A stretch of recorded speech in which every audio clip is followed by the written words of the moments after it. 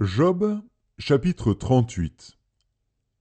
L'Éternel répondit à Job du milieu de la tempête et dit : Qui est celui qui obscurcit mes desseins par des discours sans intelligence ?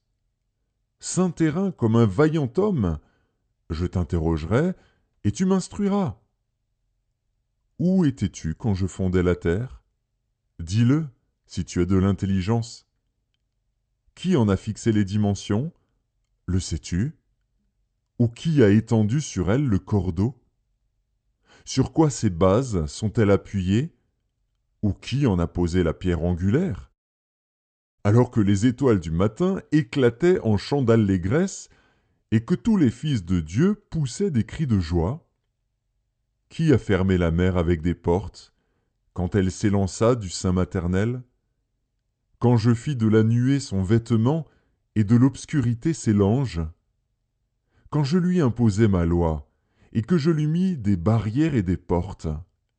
Quand je dis : tu viendras jusqu'ici, tu n'iras pas au-delà, ici s'arrêtera l'orgueil de tes flots ?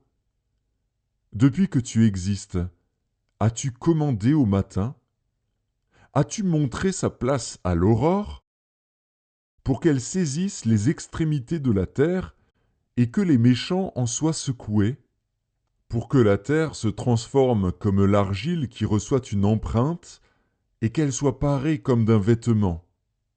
Pour que les méchants soient privés de leur lumière et que le bras qui se lève soit brisé ?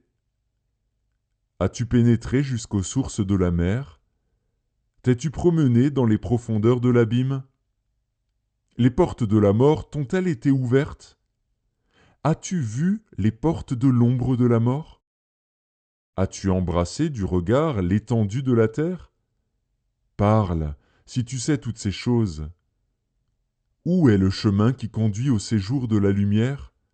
Et les ténèbres, où ont-elles leur demeure ? Peux-tu les saisir à leurs limites et connaître les sentiers de leur habitation ? Tu le sais, car alors tu étais né, et le nombre de tes jours est grand. Es-tu parvenu jusqu'aux amas de neige ? As-tu vu les dépôts de grêle, que je tiens en réserve pour les temps de détresse, pour les jours de guerre et de bataille ?